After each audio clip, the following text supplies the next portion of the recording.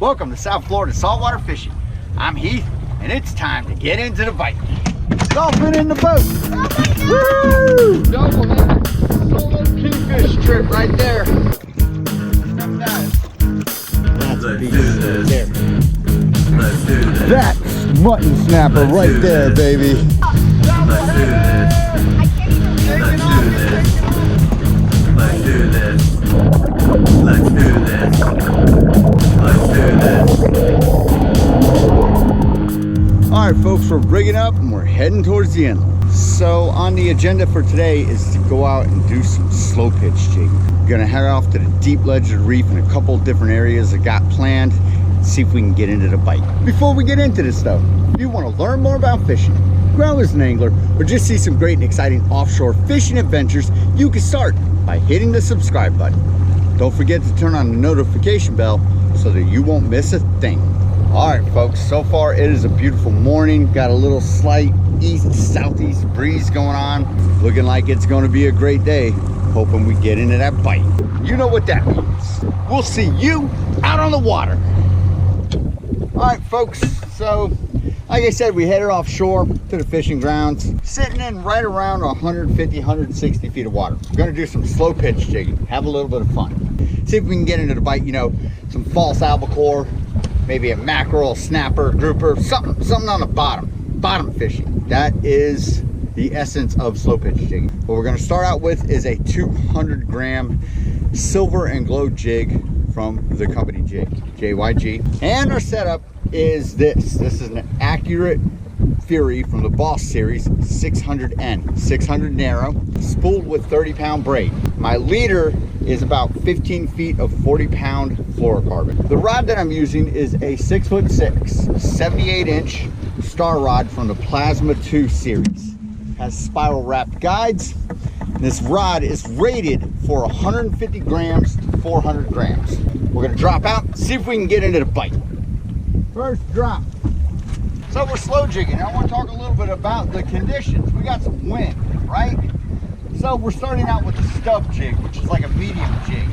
Good for all your average conditions. But we've got a little bit of wind, a little bit of current. Boat's moving at just under a knot, and we want that vertical presentation.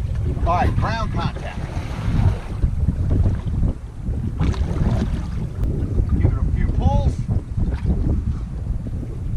Let it back down. See if we can, get into that bite. Again, we're bottom fishing, which is the essence of slow pitch jigging.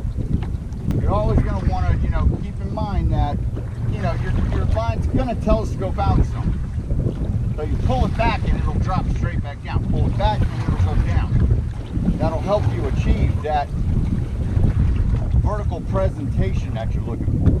And if you ever feel like you've gone up too high, of course you just retrieve it and you go back down, straight down, and start the process over.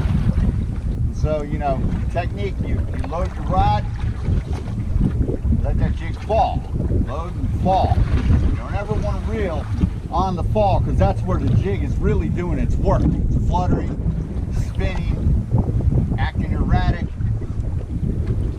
And then if you ever feel you're too far up, you just give a power wind up. Every once in a while you do get hit on that power wind. Slow jigging is about exploration, research, finding the fish. You're not really doing the same thing everybody else on the edge of the reef is necessarily doing, which is trolling for false albacore and kingfish up on top, planer trolling. Those fish see enough of that at some point and they just tend to go down deeper, hang out, and stay away. They become sketch out of those tactics. All right, and like I said, we're bottom fishing, right? So you give it, 5-6 pulls. You got to consider the gear ratio that your reel is. If it's 4 to 1, you're gaining, 3 to 4 feet every time you crank. So just got to bear that in mind. So, you go up 6, 8 cranks, then you're up high enough, you're no longer bottom fishing.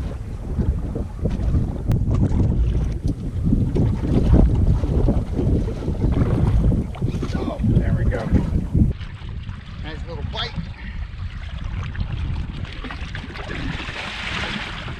About 20, 30 feet up off the bottom. Always good. got a bunch of head shakes. Swimming up and out. And very indicative of false albacore bite. Oh, he's up on top, taking off.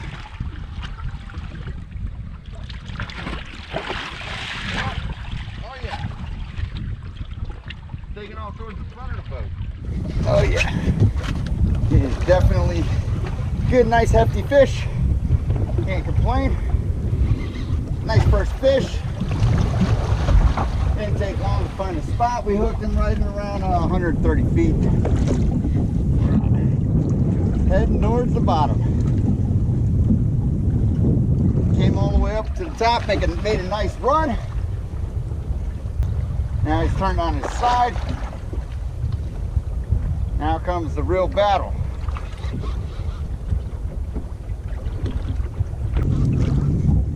This is a big boy. Nice fish. Got some shoulders behind him, definitely.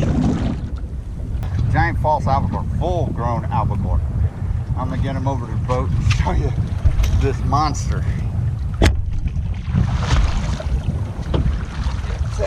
Oh my Lord. Wow. Oh man. Would you look at that false albacore? That's a solid 20-pound falsie. All right, we're gonna let him go. Big tuna family false albacore. All right, so that was a great first fish. Nice giant size bonita. Probably some sort of personal best, but I don't really keep track of bonita. I just, you know, I consider them a great fighting fish, a fun fish. More often than not, I let them go. I stock up on them for bait for a certain time of the year, and then I press on. I have fun with them. So we're heading back out. We're gonna head back out. We hooked him in about $130, so we're gonna head out to about 200, see if we can get into the bite a little bit deeper. So we moved back out. We're in about 220 feet of water. What we are is we're on a deep ledge of the third reef. Now, you can't really see it on your fish finder, so what you got to do is you got to look at the contour lines on your GPS. You see them more closely packed together. That identifies a sort of ledge. The further spread apart contour lines are, that means the seabed is sort of, you know, leveled and planed out. The more packed tightly together they are, that means it's on an incline or an ascent. So when it comes to the technique of slow pitch jigging, I want to talk about, you see me here, I got my rod underneath my forearm. That, I think it gives you more power, more flexibility, more play with what you can do with your jig. Instead of kind of having it up here loaded and doing one pull. You know, you're going to go in with a sore armpit. If you do this, it tends to wear you out a little bit less. Put it underneath your arm and kind of cross it over your forearm down to where your elbow is. And just pull it. Having some fun. Okay, so we've drifted into about 150 feet. We started our drift out in about 200. Pulling and jigging, trying, doing some research. Haven't gotten hit. But I know starting at about 150 is, you know, the bottom of the ledge of the first reef. So we're going to see if we can, you know, kind of go up into there and, you know, research our options. Who knows? Maybe what we'll do is we'll switch up to a lighter jig and go up onto the deeper ledge of that first reef. All right, some ground time. Lord, I got caught around the tip of my rod. And you're hooked up on the bottom. Oh man, that's always fun. Yeah, good fish. Some weight behind him. Let's see what we got. Not acting all erratic like a false albacore. Always good. In about 140 feet of water. So here comes our fish. What do we got? Oh man, we got a nice red grouper. Look at this. Oh. nice red grouper on the slow jig. We're gonna get our hooks out of him and we're gonna vent him to vent the fish when they got this, which is bear trauma. You go right behind their gill and you puncture the air bladder just slightly, and we make it so that he can go and come back and live another day. There he goes. Nice little red grouper. Okay, so we just got a nice little red grouper, about a 16-incher at about 150 feet. So we're just gonna double back to that area. We had drifted in from about 200 into there, seeing if there was anything over that deeper ledge, and nothing, but we got the hook up at 150. So we're gonna go back to there, try it again, and keep going in shallower.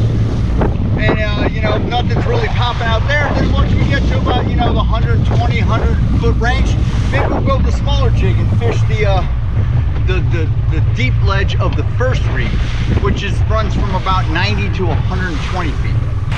So again, jig selection. You know, I got a 200-gram jig and we're fishing in 150 feet of water. It does work. We've got a little bit of wind, a little bit of current. The elements are working against a vertical presentation, but the weight of the jig and the design of the jig makes it so that it's appropriately reacting. All right, bottom contact.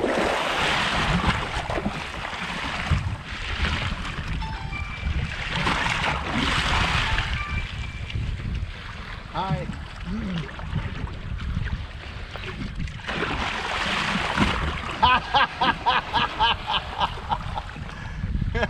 Oh Lord. Oh,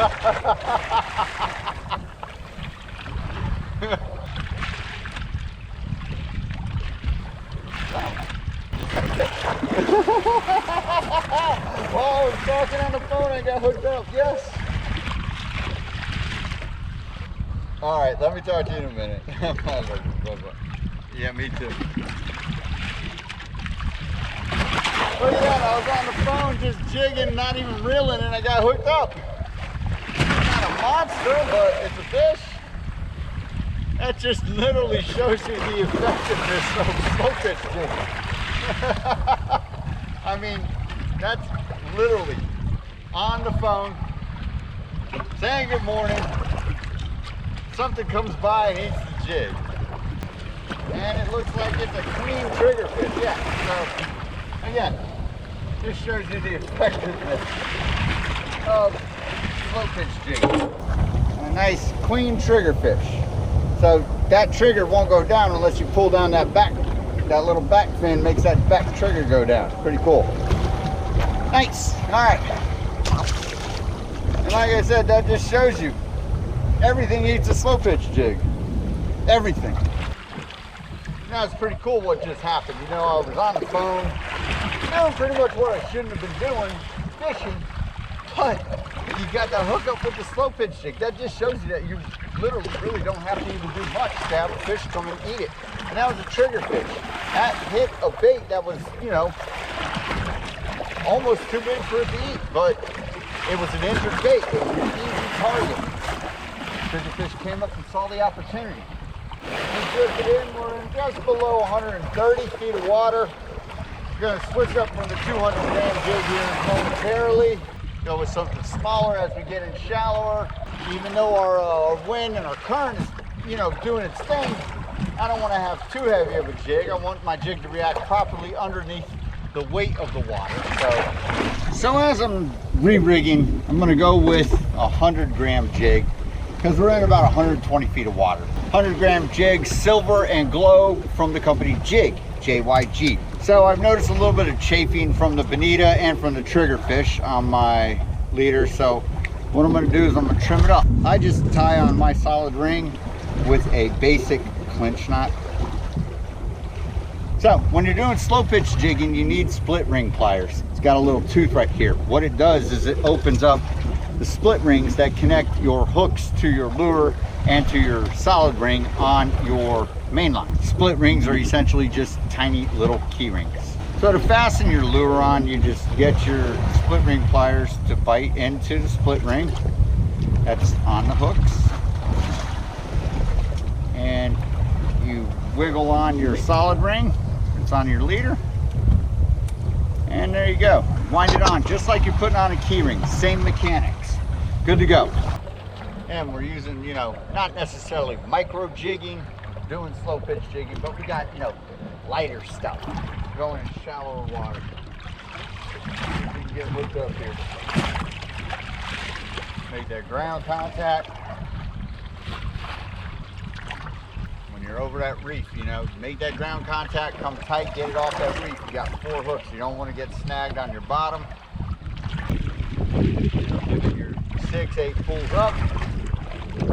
Get back down. Especially if you're fishing in a small little window like a ledge, you're going to get it back down there and give it a couple tries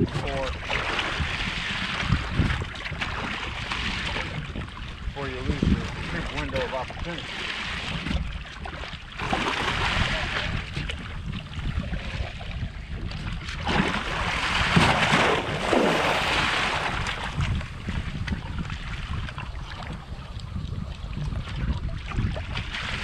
Oh, and we hit something, but he's winding up. Whoa, there we go. Yes. Oh, he's killing that line. That's that power wind up I told you about, where they'll hit it on the way up. Taking off out there. That's an awesome little hit right there on the power wind up. Don't ever give up on your jig. Like I told you, sometimes you'll just be winding straight up and it will come up and nail it.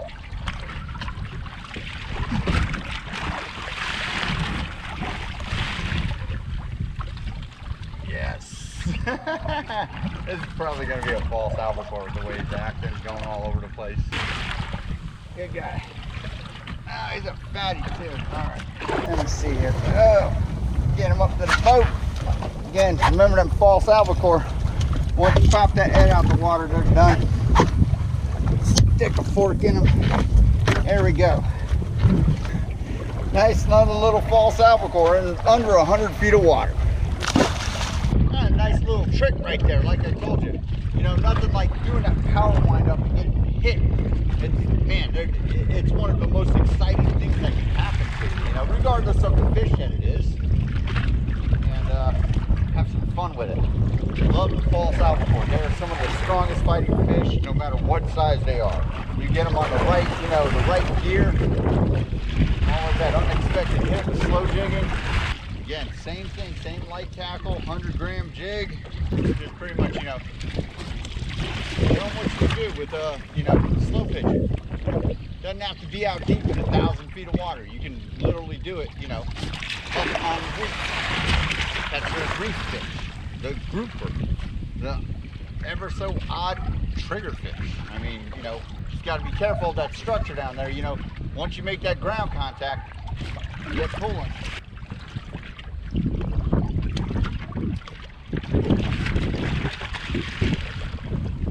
Oh, there we go. Right when you least expect it. Nice fish. Up in the water column, way up in the water column. That's how you do it. Just sitting there in the zone, fishing your jig, get a nice little hookup.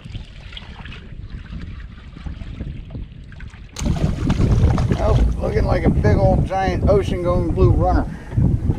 Big boy. Look at this. Oh man, that's a big blue runner right there. That just goes to show you, man. Slow pitch jigs literally catch pretty much everything in the ocean. That's a big blue runner. A solid, you know, 3-4 pounder. Whew.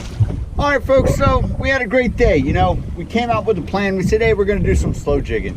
Caught a super large, giant, full-grown false albacore. I mean, probably the biggest one I've ever caught. And, you know, we sort of did some research and discovery, caught a nice red grouper, caught a couple of other fish, a trigger fish, blue runner.